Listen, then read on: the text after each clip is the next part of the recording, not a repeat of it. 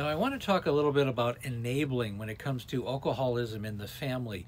And recently, I've had a lot of DMs, I've had a lot of clients and potential clients have really fallen into this category where they're taking care of the alcoholic in their family, and unbeknownst to themselves, they're causing more destruction and more havoc to that person and to themselves than they realize.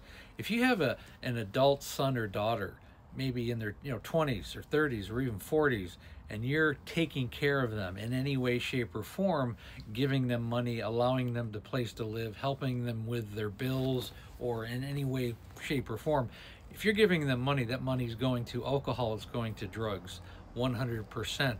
You're being manipulated. And the thing is, you have to take back control as a family member.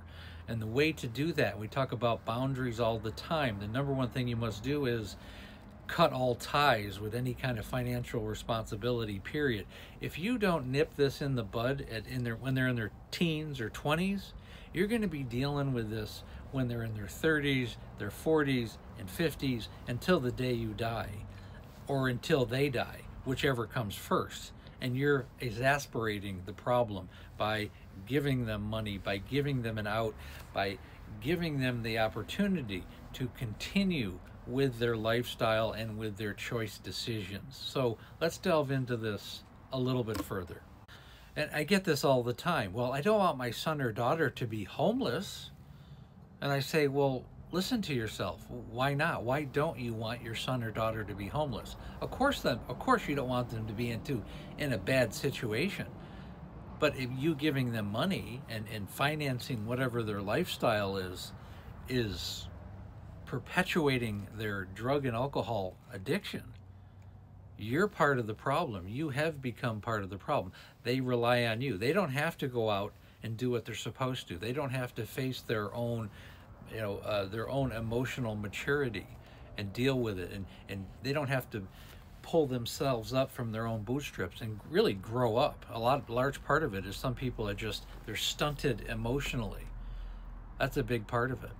And if you have somebody like that in your life, you got to protect yourself. It's not your responsibility when you have an adult son or daughter. It's not your responsibility. And if you make it your responsibility, well, then you've created this problem. You're taking on this problem that should not be yours, and you're making the problem worse. What's going to happen if you cut them off? Oh, maybe they do go homeless. But you know what? They're not going to have money for drugs and alcohol, and they're going to have to figure something out. They're going to have to become resourceful. Becoming resourceful is the first lesson and the greatest lesson to adulthood. You got to get creative, and you have to cut things out that are waste in your life, like the drugs and alcohol. You got to face reality, and when you're facing, impending doom, yeah, you'll get real creative, and the priorities in your life will change. You will grow up real fast. So give the gift of failure to your children. It'll be the greatest gift you could ever give them, especially if they've been down the path of alcohol use disorder. Now, with spouses, it's a different situation because you have both a fiduciary and a financial connectedness with that person. You can't just kick them out of the house.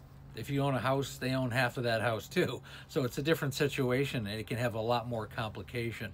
What you can do, and I've had people who don't have the full picture that have accused me of being enabling to my wife, Amanda. And unfortunately, that was definitely not the case. I was very tough. I was very into tough love. I mean, there are times when she slept in her car because I wouldn't let her in the house if she was drunk, things like that. Or she would go and get a motel because I was pretty nasty, like, you're drinking around our son, you're not going to be in this house kind of stuff. And you do have to do that to some extent.